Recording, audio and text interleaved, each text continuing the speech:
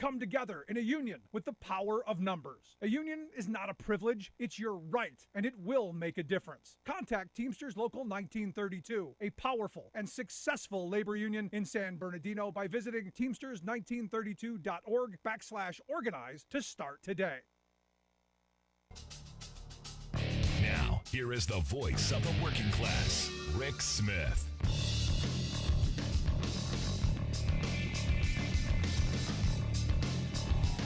And welcome, brothers, sisters, working class heroes. This is the Rick Smith Show. Thanks so much for being here today on the big program. Lots to get to, lots to talk about. I know. Lots of Jim Jordan stuff, lots of dysfunctional Republicans, lots. And you're hearing that everywhere, and we're going to talk about it as well. But you know, there's some other stuff going on in the world. Like yesterday, 3,700 casino workers in Detroit, they went to the picket line, went on strike at noon on Wednesday, saying, hey, better wages, hours, conditions, something really important to us. So the dealers, the cleaning staff, the food and beverage folks said, what? We're withholding our labor. Did you see that in the mainstream corporate-controlled media? No, not so much. Also, Wednesday, big news coming out of California. Governor Newsom finally signing a pro-worker bill. Signed a pay raise for healthcare workers. Hundreds of thousands of California healthcare workers. Set the course for a minimum wage of $25 an hour for medical techs, nursing assistants, custodians, the people that we don't necessarily see or think of all that often in the hospital. But, wouldn't it be nice, I don't know, for them to, make a living wage? Now, here's the thing. This is where I said the other day, strikes work. Strikes work because when the Kaiser Permanente workers went on strike, the 85,000 of them, one of the things that they were able to negotiate in the new contract was a $25 an hour minimum wage in their contract for the workers covered under that contract. $25 an hour minimum for California. I think it was 23 for all of the other states that they're in. So strikes work. And look, this didn't just appear out of the blue either. This is a lot of work from working people coming together and saying, we demand better. Newsom didn't just wake up and go, oh, gee, wouldn't it be great if healthcare workers made a reasonable wage? Wouldn't that be fabulous? Not what happened. So what you're going to see is over the next couple of years, that minimum wage will tick up. $23 an hour in 2024, 24 and 25, and then 25 and 26. That's how that's going to work for most of. And look, here's the thing. If you pay people better, you will attract better people to healthcare. And then you'll get people who want to stay. This is the thing. You're going to get people into your healthcare system who are going to want to be there, who are going to be able to think about being there, want to be there, afford to be there, and then you're going to think about people who are taking care of people in need. Kind of something we should be thinking about. And I'm looking at all of this stuff, and there are tons of these stories that our corporate-controlled mainstream media doesn't bother even looking at. If we organized our politics, and I've been saying this from the beginning, I've been saying this for years now, if you want to reunite this country, we've got to reunionize. We've got to get workers energized. We've got to get workers coming back together. Because if we organized our politics like these workers have been organizing and they're coming together in the workplace, we might actually, and we might actually have a functioning House. We might actually get things that workers need. I know it's a stretch. It's something we are not accustomed to, but it's possible. And look, just a couple of days ago, I had a listener send me this. I'm not sure where he got it, but I did look it up, and it's accurate. Sent me this comparison between 2009 and 2022, where the wealthiest American was worth about $40 billion. Average income for people in this country was a little over $54,000. Minimum wage was $7.25 an hour. Fast forward 13 years, get you to 2022. Our wealthiest person, our Elon Musk, Jeff Bezos, worth $265 billion. Average income for people like you and me, just over $53,000. So we went backwards. And that minimum wage, that pesky minimum wage, still 7.25. Still had not gone up. And as this person said, when you have laws that are written by millionaires, funded by billionaires, are you surprised that they benefit and we don't? And the answer is no, not surprising at all. Something that I've been saying for a very long time. Would be great to have working class people get elected into, our houses of representatives, our senates, our governor's mansions, people who know what it's like to miss a meal, miss a paycheck, not be able to pay their bills at the end of the month and struggle and worry. Might be nice to have someone thinking about, the little guy. Which is why I love what's going on in Michigan. They elected working class Democrats, and they've been doing incredible work in Michigan for working people. They repealed the state's horrible, terrible, no rights at work bill. That again, I go back to when Republicans rammed this through like thieves in the night, the wet dream of the Republican Party, right to work. Democrats took that back. They brought back prevailing wage, expanded the earned income tax credit. They even restored tax exemptions for pensioners, for people who are on a fixed income. They are listening to working people. And now, I love this too. Now they've got this piece of legislation they're moving forward on, the Call Center Job Retention Act. Now, you may remember the Call Center Jobs Retention Act, because there was a certain senator from Pennsylvania, Bob Casey, who had a similar piece of legislation called the United States Call Center Worker and Consumer Protection Act that would have protected jobs from being shipped overseas. Because look, corporate America's, they're making tons of money, raking in record profits, and they're closing these call centers, closing down jobs in Michigan, throwing people back onto unemployment, causing chaos, but lining their pockets. And Michigan's going, hey, maybe not. Maybe we're going to take some action. Now, here's the thing. Had we a functional government, back in 2019 when Senator Casey and the co-sponsors, Sherrod Brown, Blumenthal of Connecticut, Cortez Masto of Nevada, Tammy Baldwin from Wisconsin, Rosen from Nevada, even freaking Joe Manchin, Stabenow, Van Hollen, Durbin, and Peters, they signed on to the U.S. Call Center Worker and Consumer Protection Act. Had we done that then, wouldn't need it now. But didn't and haven't. Now it's up to Michigan to actually do something. And the thing is we should be moving on this. We should be working hard to make sure that this happens, so that we're actually protecting working people. But here's the part that bothers me. And this is the frustrating part. And I'm sure you saw this on Monday. Everyone was flipped out. I was just beyond myself when I saw this. You have Janet Yellen, the Treasury Secretary, who was asked, can we afford, both wars? Can we afford war in Ukraine and one in Israel? Can we afford this? She was asked this on Sky News, and she said, Americans can certainly afford to stand with Israel and to support Israel's military needs, and we also can and must support Ukraine in its struggle against Russia. The American economy is doing extremely well. Well, here's the thing. If we can afford to fight wars, we can afford to support working people. And I know there are people, we shouldn't be supporting these wars. No, we should be supporting these. We should be supporting the Ukrainians. We should be supporting what's going on in Israel. We should be supporting that with our money, not our children, but give them the resources that they need to protect themselves. Absolutely, without question. They're fighting their war, so we don't. And that's where we should be on this. But here's the thing. When they say that we've got all this money for all these other things, what about working people? What about average, everyday working folks? And look, you're seeing some excitement, you're seeing some militancy, you're seeing some activity.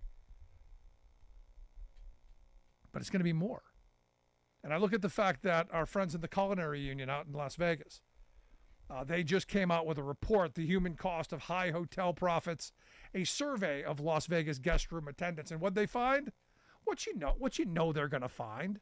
99% of the people surveyed said the checkout rooms take longer to clean. 95% of them said the employer didn't provide a reduction in their daily work quota due to excessive travel between floors and towers and pushing the heavy carts.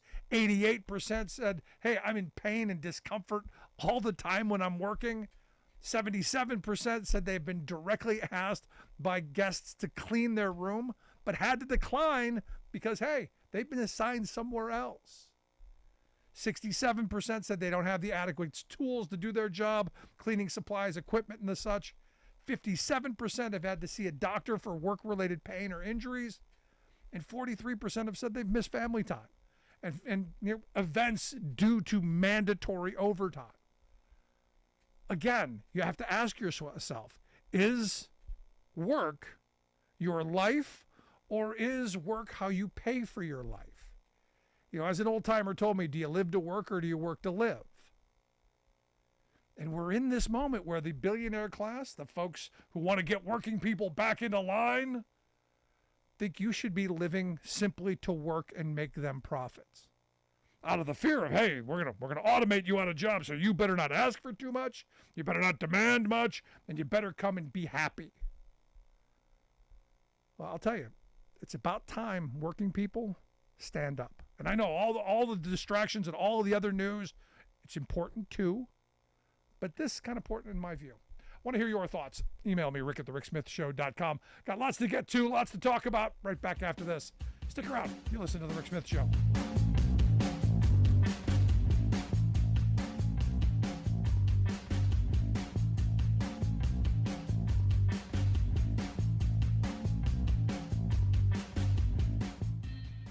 We are AFGE, the American Federation of Government Employees. We represent 700,000 federal and D.C. government workers who are the vital threads of the fabric of American life. We support our nation's military. We take care of our nation's veterans. We protect our nation's borders. We respond to our nation's crises and natural disasters. We provide services to our nation's seniors. The American Federation of Government Employees. We work for America. The phone lines are open. Give Rick a call at 1-866-416-RICK.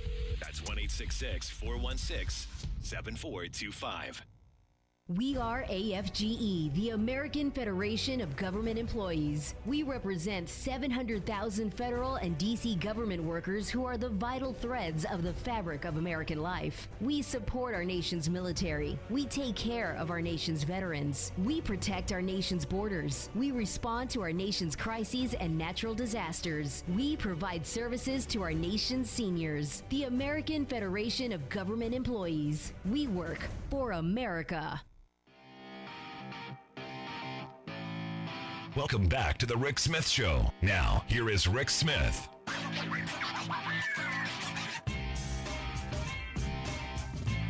So the speaker debacle, the craziness there, and I got to talk about that a little bit. We got to get to that. Fortunately, no Jim Jordan yet, and I don't think it's going to happen. In fact, John Boehner got a vote. Pennsylvania Congressman Mike Kelly cast a vote for John Boehner, and the clown show went wild. And I know Donald Trump predicted that Jordan was going to be the speaker the other day. Didn't happen. In fact, round one got Jordan 200 votes. Second round got him 199, so going backwards. Hakeem Jeffries still the same 212. I'm of the mindset majority should win. You throw out the vote, whoever gets the most votes should win. That's just a thought. But let's go to the phones. We got Steve in Chicago on line one. Steve, how are you? Fine, thank you. And I would tend to agree with you. The person who gets the most votes should win. But if that were the case, we all know that we would not have this issue because the Republicans would never have taken that risk by removing their last speaker, because they knew that any future vote would mean that a Democrat would likely win. So yeah, the system is what it is. Unfortunately, for Republicans, you don't take the first jump without knowing what you're going to do second and third way out from that first jump. And they decided to take the first jump. They unseated their own speaker, a man who had taken 15 ballots to get into the office. And now, of course, they didn't have any plan for how to get anybody new in there. Scalise, as bad as he was, it was at least a reasonably sane human being. I think he's still a despicable human being with regard to public policy, but he's not insane, unlike Jim Jordan. I mean, Jim Jordan, basically, for someone who's been in the House as long as he has, to have accomplished next to nothing, which is what he had done during his career. I mean, most people, after that many terms in office, you can say that, you've attached your name to these bills, you've sponsored this legislation, it got passed. No, Jim Jordan has cultivated a reputation of just destroying everything he gets near, poisoning it all. He's always in opposition to whatever Democrat bill comes forward. And then, of course, he's torpedoed his own people's bills in the past because they were rhinos. They weren't his brand of Republican. So, this is the guy that they want as Speaker. No, because there are, again, a few sane Republicans, and they know full well that, okay, hypothetically, Jim Jordan becomes the Speaker of the House. Well, that means that Jim Jordan is the Speaker of the House when we decide to certify the 2024 election. Now, could you think of a worse scenario, given that this guy is supposed to be involved intimately with the planning of what happened on January 6th? Yeah. So I think that there are a few sane people in the Republican Party who are saying, okay, look, we're not saying we make a Democrat the Speaker, but this guy, we could be looking at civil war a little over a year from now if this idiot is elected. So, yeah, as you said, we can address what's going on in the rest of the world and talk about this. We can walk and chew gum at the same time. We have that capacity. We're a modern society, and we have enough scholars and researchers and experts so that, you can tune into one story, and then you can tune into the other one. That's what happened all day today. We were talking about what was happening in D.C., and we were talking about what was happening in the Middle East. And, we've been here before. We were fighting the Vietnam War while Watergate was going on. So yeah, we can do these things. It doesn't require some sort of magical recipe that hasn't existed before. Do you see this, Steve, as the possibility of maybe, to use the fever breaking on MAGA, because Jim Jordan is Trump's handpicked guy? Do you see this as the beginnings of potentially some Republicans pushing back against Trumpism? Oh, I believe so. I mean, I think I've seen a bit of a shift. It's not as much as I had hoped, but you're starting to see people speak up and say, no, this is a bridge too far.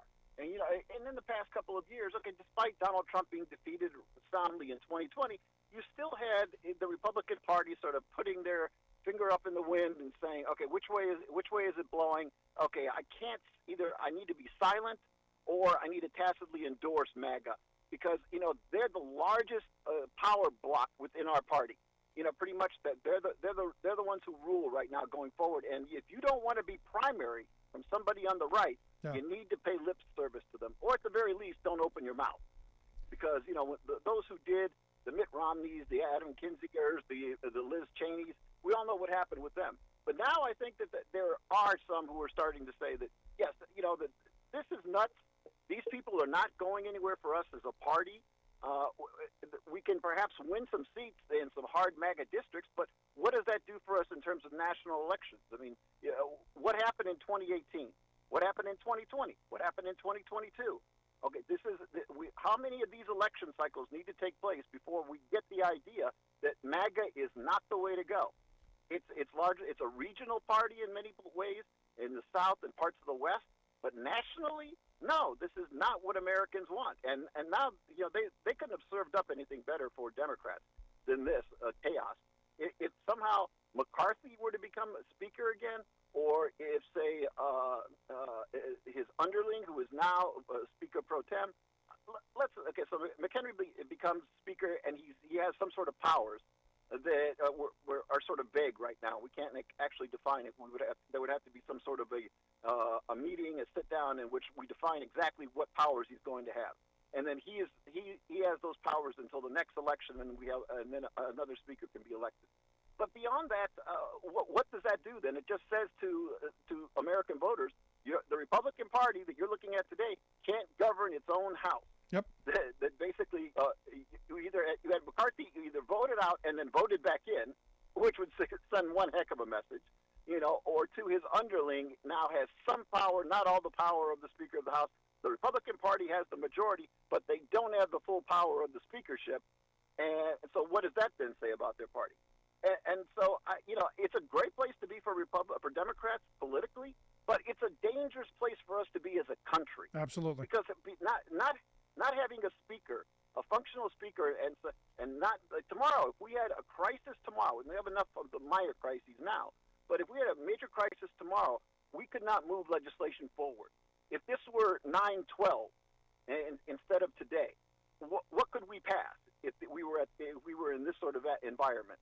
So, yeah, like I say, great situation for Democrats, but I'm one of those people who likes to put country ahead of party, and I do think we need a functional government. There you go. Good stuff, Steve. Appreciate the time, man. Thank you. Let's go to Alice on line 2. Alice, how are you this fine day? Did I lose you, Alice? Oh, I'm here. The phone's acting up. Okay. What's on your mind? Okay. Well, a couple of things. Number one, the Republican Party is just showing how totally disorganized and insane they are. And I think some of their donors might be getting a little bit upset because, we have this big war machine going on. And how are you going to, get them more profit if you cannot get the government to go, okay, we need to, send the money here, send aid there, do this. And the second thing I wanted to say is, well, some of these companies and the millionaires and billionaires better think about this. Our economy is a consumer economy.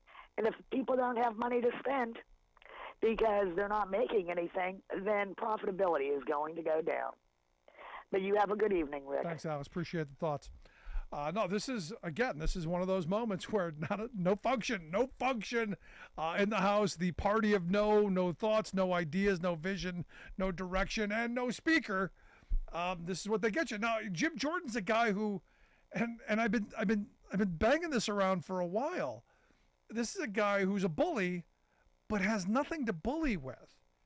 This is what happens when, because someone asked me, well, how does what happens when bullying backfires? And I'm going, yeah, they're making threats to a lot of people. In fact, Representative Marianne Etta Miller Meeks, a Republican from Iowa, said that she's gotten credible death threats, a barrage of threatening calls. People are going after her in a big way, and she said, I'm not caving in on this. Because there's nothing for Jordan to threaten her with. Sure, you're going to get the MAGA people who are going to be mean and angry and say stuff, but when you've got nothing to bully with, and look, you think about the Tom DeLays of the past, the Newt Gingriches, they just said, well, we're just not going to give you money. Jordan isn't the money man. He doesn't have the power of respect of the colleagues. He doesn't even have the Trump support. Because I don't even know that Trump's willing to go to the mat and help bully for him. Really hasn't. So, going to be interesting to see how the next couple of days go on. I want a speaker. It just can't be someone like Jim Jordan. Bad idea all the way around. Do want to hear your thoughts? Email me, rick@thericksmithshow.com. Quick break, right back. I'm Rick Smith, and this is Labor History in 2.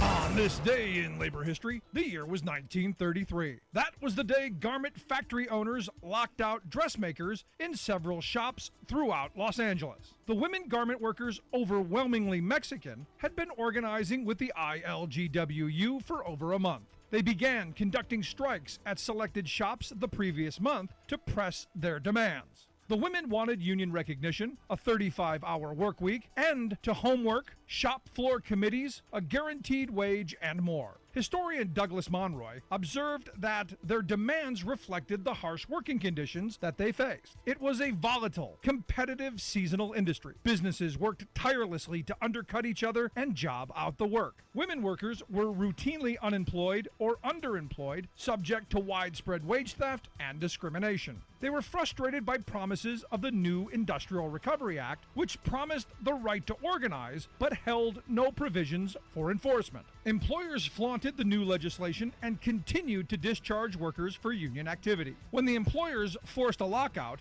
Local 96 looked to the AFL's Central Labor Council to sanction a general dressmakers strike, which started 4 days later on October 12th. As many as 3,000 Latina strikers maintained solid picket lines despite dozens of arrests. ILGWU organizer Rose Posada arrived from New York to help with food distribution and packing the picket lines. The rank-and-file leadership produced a bilingual strike bulletin and made daily radio announcements. The strike ended in arbitration that conceded few gains to the garment workers.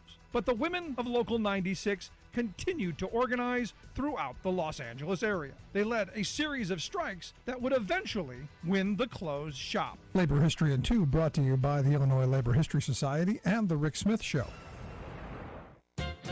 If the Democratic Party wants a big, hot issue that would force the GOP to admit its disdain for democracy, how about those Supremes? The Supreme Court, intended to be an apolitical, neutral arbiter of legal cases brought before it, has been elevated to a supreme legislative body by the 6-person majority of extreme right-wing partisans now controlling our third branch of government. I'm hardly a legal scholar, unless you count my week and a half in law school, but you don't have to be in who's who to know what's what. From my lifetime in politics, I can attest that what these Republican judges are doing is pure politics, using their black robes as cover for flagrant political activism. Coordinating surreptitiously with right-wing ideologues and corporate money powers that shower favors on them, they intentionally bring up case after case designed to rewrite America's laws. These 6 aloof judges are effectively enacting a new political order of plutocratic, autocratic, and theocratic power over the beliefs and democratic will of America's pluralistic majority. Posing as conservative jurists, they've steadily concentrated arbitrary lawmaking power in their own hands.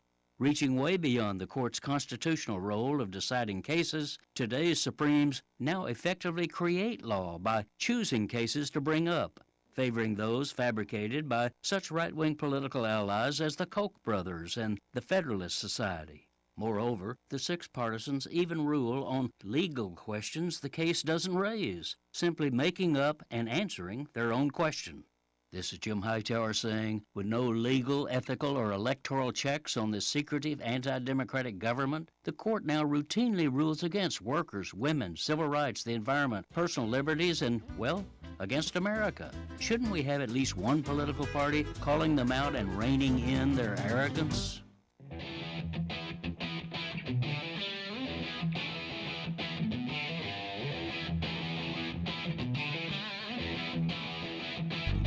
Welcome back to the Rick Smith Show. Now, here is Rick Smith. So it's been fun and entertaining watching Donald Trump dance around this gag order. In fact, what was it? He released Letitia James's home address. At some point you got to go. Gonna have to hold somebody accountable, because any other defendant, if it were you, if it were me, anybody else, we'd be sitting in jail for any of these antics. Now, he said he's willing to go to jail if that's what it takes. And if I'm one of the judges, I got to tell you, I think at some point, someone's got to pull the trigger on that one and throw give him an orange jumpsuit to match the hair. But here to share some thoughts on, is this normal? Is it normal to put this kind of a gag order on someone? Is it normal to restrict someone's free speech, as my right-wing friends keep telling me? That's why I've asked a former federal prosecutor and host of It's Complicated podcast to come talk with us. Renato, thanks for taking time for us. Absolutely. Happy to be here, Rick. So let me ask you this. I mean, is this normal? Is it normal for a judge to go, hey, you can't say this. You can't speak in public. You can't talk. In your years of being a prosecutor, have you seen this? No, because usually the defendant is totally screwed, and they realize that pissing off the judge is basically the last thing on earth they'd want to do, because that judge is going to be making the rulings at trial, and that judge is going to set the sentence. So typically, defendants do not thumb their nose at the judge and defy her orders. And don't give out the prosecutor's home address. Yeah, the prosecutor usually wields a lot of power over you too. So they're going to be the ones making the sentencing recommendation if you get convicted. So typically there's a level of collegiality and politeness that exists that doesn't always exist in regular civil lawsuits because the defense always knows that they ultimately may need something from the prosecutor. But obviously that's not the Donald Trump playbook.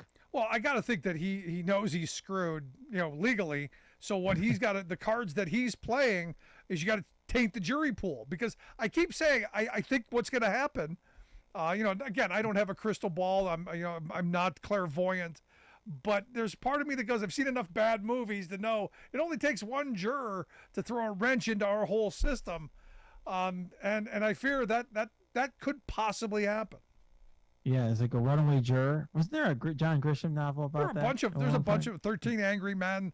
There's been a bunch of movies over the years where, and look, that's the beauty of our system. If someone is truly not guilty, that what's the saying? 1,000 guilty people go free, so that one innocent man doesn't go to jail. Well, he doesn't appear to me to be that one innocent man.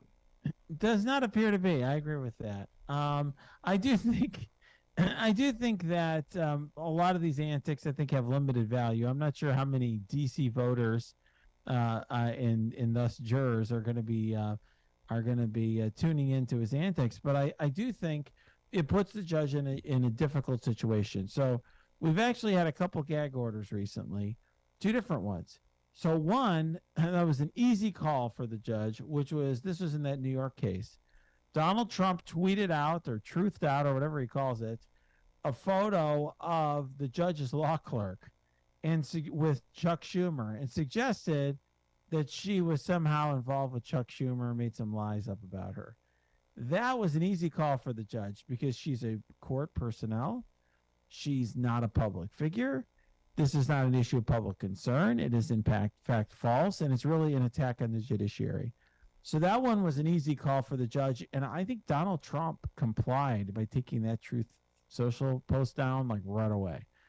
Yeah, but I'm not surprised with that. Once you put it up, it's like anything, and you know this as well as anyone. Once you put it up, it never goes away. It's like they call it the Streisand effect. I don't know if you're right, where it's like, I think, didn't she want some photo down and then it just made it more popular, something along those lines? Exactly. Yeah. I agree with that. But it would definitely, that one for the judge was an easy call. Now, we had more and more recently with Tanya Chutkan in D.C. So she's the judge presiding over the federal January 6th case that was brought by Jack Smith. In that case, she had threatened earlier that what she was going to do is move up the trial date. I think that would have been a much better move by her, because judges typically have complete and unfettered control over their schedule, their trial calendar. But what she ended up doing is trying to limit his speech. That's actually challenging to do. Gag orders don't happen often for good reason. And when it's a presidential candidate talking about public figures during an election, Rick Smith is you're maybe not. I don't know if you are a public figure or not, but Jack Smith is.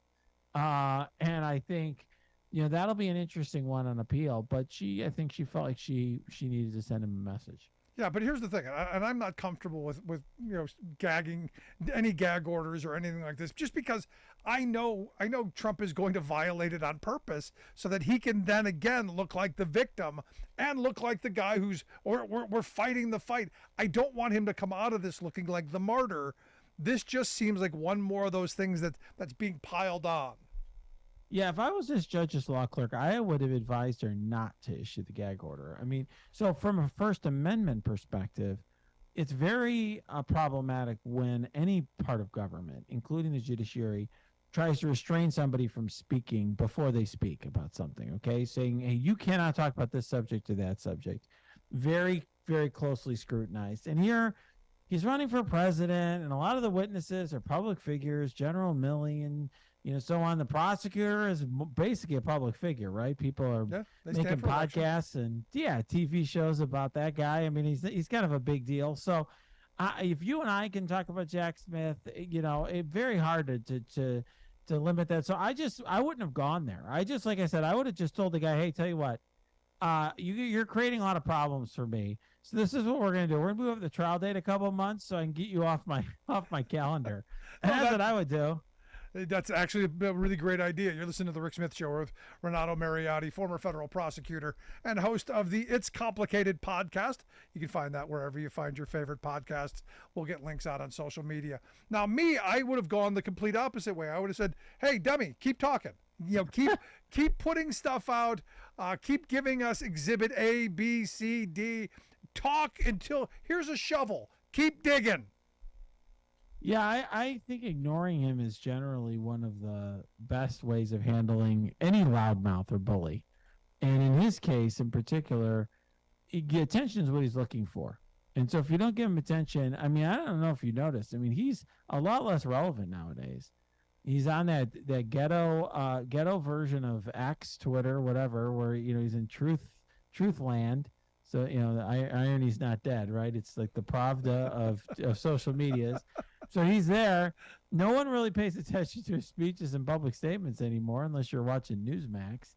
And he's just sort of off doing his thing. So I think, I would just let that happen if but the judge is doing what she's going to do. I personally think part of what's going on is the prosecutor is rightfully, by the way, goading her on. In other words, prosecutor is a different role. He's not a judge. He's there to just try to throw tomatoes at the defendant and try to get a conviction, right? And so he's just, every time Trump misbehaves, the prosecutor's putting it in front of the judge. I think the judge needs to draw some hard lines here. So a lot of people were applauding this gag order. I'm not so sure about it. No, I wasn't one of them. I'm uncomfortable with any of that stuff. I was uncomfortable throwing him off of social media platforms.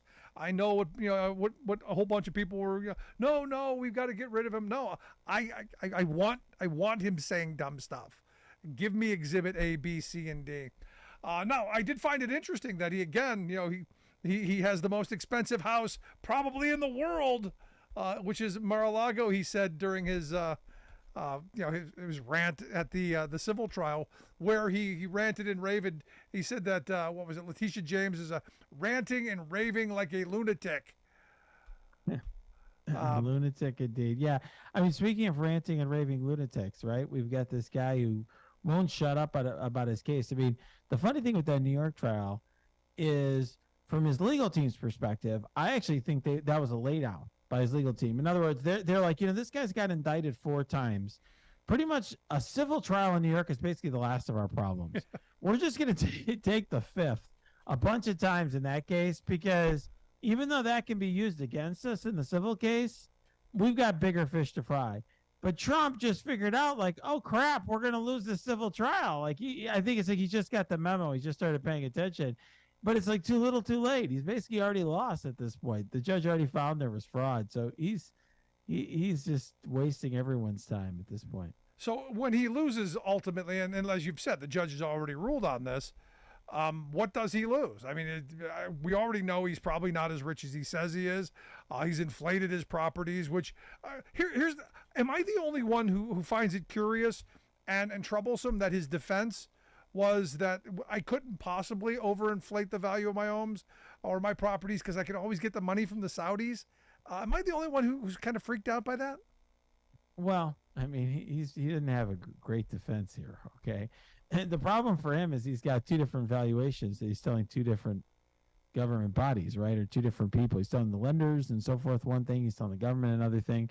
So the valuations can't always be right because he's telling different people different things. Right. I think for Donald Trump, like I said, his goose was cooked here very early on because him and his team, and by the way, his family too, Eric Trump, I think took the 5th 500 something times. If you do that in a civil case, the jury can infer that your testimony would have been harmful, would have been negative. So if you say, did you commit fraud, and you take the fifth, the jury is entitled to presume you did commit fraud. So what is he going to, what do they do with that? I mean, how do you defend that case? I mean, you could be the best lawyer on earth. You could be She-Hulk super lawyer. It's not going to make any difference. It's going to make no difference at all. You know, who you've got defending you in that case, there's no way to win. And so this is just like a slow loss for Trump. Like he's just showing up to lose, essentially at this point. And I would argue play the victim card. I mean, that's ultimately his. I think his plan in this is to play that martyr, that victim card, so that the base keeps. Because look, I can't tell you how many people I've talked to who have bought it. That, you know, oh, look, they're piling on 91 counts. Don't you think that's excessive? I go, well, when you're doing a lot of criming, that comes with a lot of counts. Yeah, when you break a lot of laws, they tend to pile up. Your crime spree. Yeah, I will say that, you know, the irony is, Rick, if one of my clients, I represent a lot of companies and people across the country. If one of my clients was in the situation he's in New York, not the criminal case, I mean the civil case, it would be like a bet the company case for a lot of my clients. Oh my God, they're going to dissolve our corporations. They're going to prevent us from doing business in the state of New York. All of the stuff, right, that they're going to be doing, appointing receivers to oversee my properties. Like, that would be a very serious deal if one of my clients, like a big company, had that happen to them. For this guy, it's like the last of his problems. It's like the minor problem that you just are like, well, we're going to have to take the loss on that one because we're indicted and all the criminal indictments all across the country, right? What a situation this guy's in. No, and a lot of, like I said, you know, it's his own making. At the end of the day, this is what you did, and you know, it's that little Beretta thing. You know, don't do the crime if you can't do the time. Yeah. Well, this guy's done so much stuff that we can't even keep track of it. I mean, I think a lot of people forgot that this civil trial was going on in New York. They're like, oh yeah, that happened. It's like when he was alleged to have engaged in sexual assault by a prominent woman author, and she wins, and everyone's like, oh, like that happened too, like he's sexually assaulting people as well. It's like, yeah, I guess that's just sort of, you know, that's just for this guy, it's like another Thursday, right? So yeah, unbelievable. And the weird thing is that you go to the MAGA hat folks, and you tell them this. You know, the court of law found this guy basically guilty, and look, it's going to keep coming, and there's no sense of there's no sense of the courts are fair. That there's no sense that he actually did anything. There's always an excuse, and that's the thing that blows my mind. Yeah, well, I have some of that in my own family, and I guess what I would just say is there's a lot of people out there who are looking for something to believe in. Yeah. And, you know, for many of us, it's a higher power, you know, something greater than ourselves. And for other people, that's Donald Trump. I think there's more of a lower power, so to speak. But the bottom line is people are blindly believing things. And I do feel bad because I do think people are being misled by him. They're being cheated. A lot of people are being cheated out of their hard-earned money. You know, people who are struggling to make ends meet are being told that they need to donate to the Donald Trump Legal Defense Fund in order to make sure he has free speech or whatever. I mean, it's just sad at a time in our country where there's a lot of people, Rick, who can't afford a lawyer. No, that's the thing. This is a guy who's a billionaire, begging, or claims to be a billionaire multiple times over, and yet he's begging, you know, average everyday, you know, working people to cough up, you know, bread, milk and egg money, so that he can defend himself from stuff he shouldn't have done in the first place. Just my thoughts. Last question: do we expect any of the criminal stuff to go against him? Where are our thoughts in this moment? How do you see this playing out? Well, the Mar-a-Lago case is basically that's a surefire guilty verdict unless Judge Aileen Cannon does something to muck up the works there, which I wouldn't put past her. Okay, so that's one thing. You're just purely looking at the evidence and the law.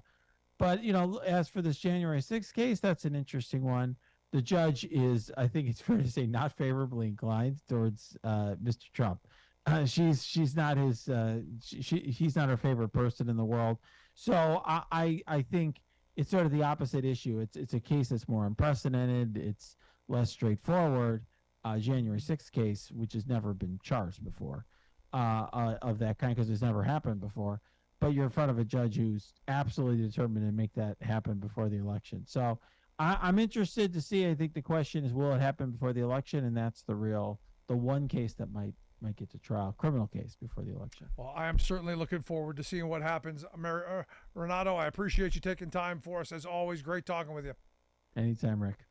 Our good friend Renato Mariani. Make sure you check out his It's Complicated podcast. Wherever you find your favorite podcasts, you can find his. Going to take a quick break. Right back with your thoughts. Stick around. Listen to The Rick Smith Show. For working people. Come to talk.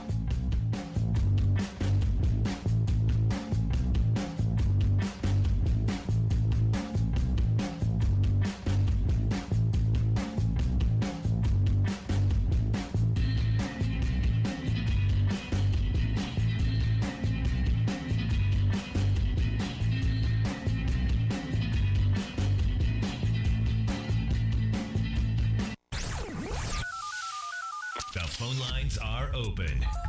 Give Rick a call at 1-866-416-RICK. That's 1-866-416-7425. I'm Rick Smith, and this is Labor History in 2. On this day in labor history, the year was 1945. That was the day that Paul Robeson received the Spingarn Medal from the NAACP. The award was given annually to the African American with the highest achievement. Robeson certainly fit that criteria. He was born in Princeton, New Jersey. He attended Rutgers University, where he was an athletic standout and valedictorian. He earned his law degree from Columbia. He was a successful singer, as well as stage and film actor. He was also an internationally recognized star, with singing engagements all around the world. Robeson strongly supported labor and working people. He was also an outspoken critic of U.S. colonialism. His stand for social justice made him a target of Senator Joe McCarthy during the hysteria of the Cold War Red Scare. Because of his alleged communist ties, in 1950, Robeson's passport was revoked. It took him 8 years to get it reissued. During that time, he could not travel abroad to perform. The International Union of Mine, Mill, and Smelter Workers invited Robeson to sing at their Canadian convention in 1952. Since he could not travel, he sang over the telephone. The union then organized a concert on the Washington state-Canadian border. Standing on a flatbed truck parked on the U.S. side of the border, Robeson gave a 45-minute performance to a crowd of 40,000 people. He started the concert by saying, quote, "I stand here today under great stress because I dare, as do you, all of you, to fight for peace and for a decent life for all men, women, and children." Labor History in 2 brought to you by the Illinois Labor History Society and The Rick Smith Show. For more information, go to laborhistoryin2.com. What does he care if the world's got troubles? What does he care if the land ain't free? You're listening to The Rick Smith Show, where working people come to talk.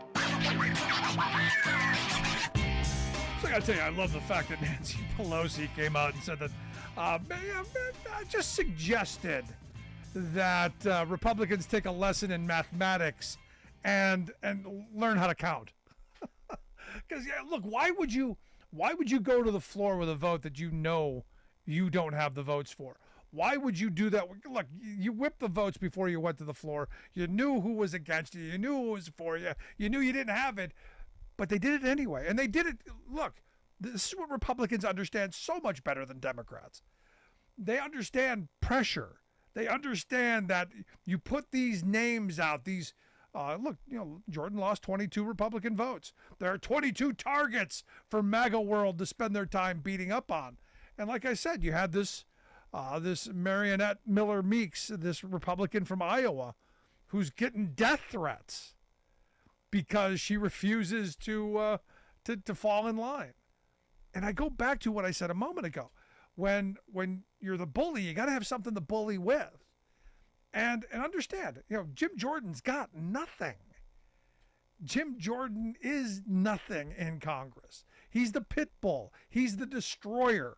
He's always been the destroyer. He has absolutely no legislative victories whatsoever. And now what he's doing, he's offering all the concessions he can.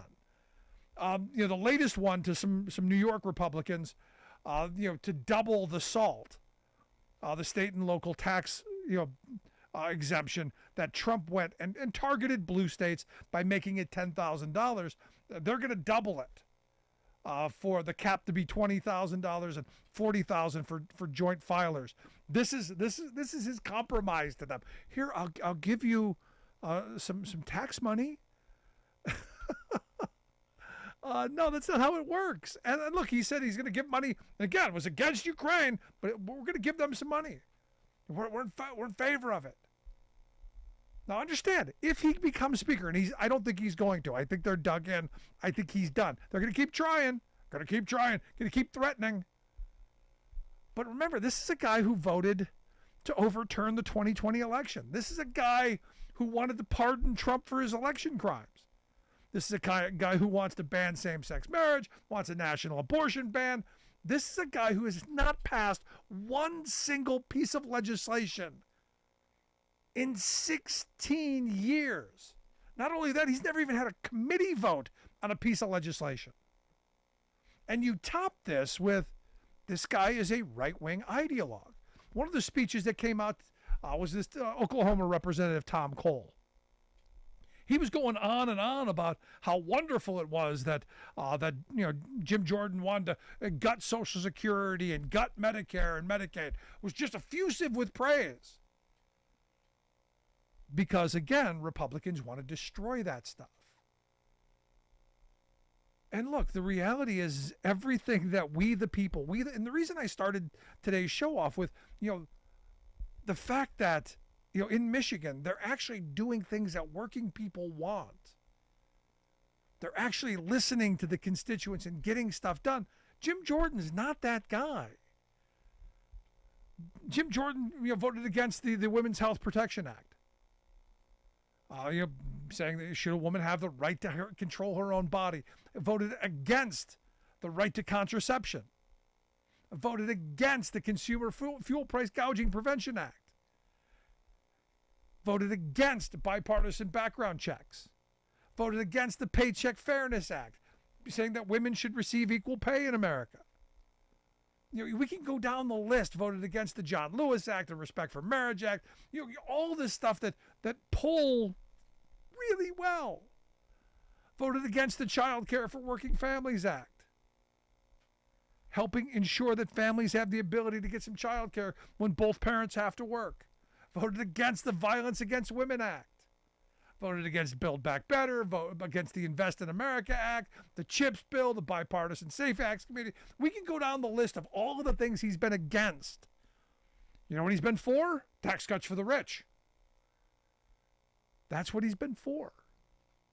And the question then comes back, why would we want this guy as speaker? Why would you want a destroyer as speaker? Someone who has no experience on legislating. Because that's kind of what the speaker is supposed to do. And the fact that he brings to the floor losing votes shows that he's not interested in being a speaker. He's interested in wielding power. He's interested in his natural inclination of being a bully. And Trump wants him there so that in 2024, when Trump loses, Jordan's the guy who's sitting there going, hey, maybe we don't certify this election. Maybe we don't do our job in the House. Are you comfortable with that? Are you okay with that? Does that sound like something that we would want in this country? I know, it's the Democrats' fault. The Democrats aren't bailing the Republicans out. Again, they should learn to count. Want to hear your thoughts? Email me, rick@thericksmithshow.com. Earlier today at noon, the river was measured at negative 11.01 feet. That's the lowest ever recorded here in Memphis. Mighty Mississippi River hits new record low. The merger is an all-stock transaction that's valued at $50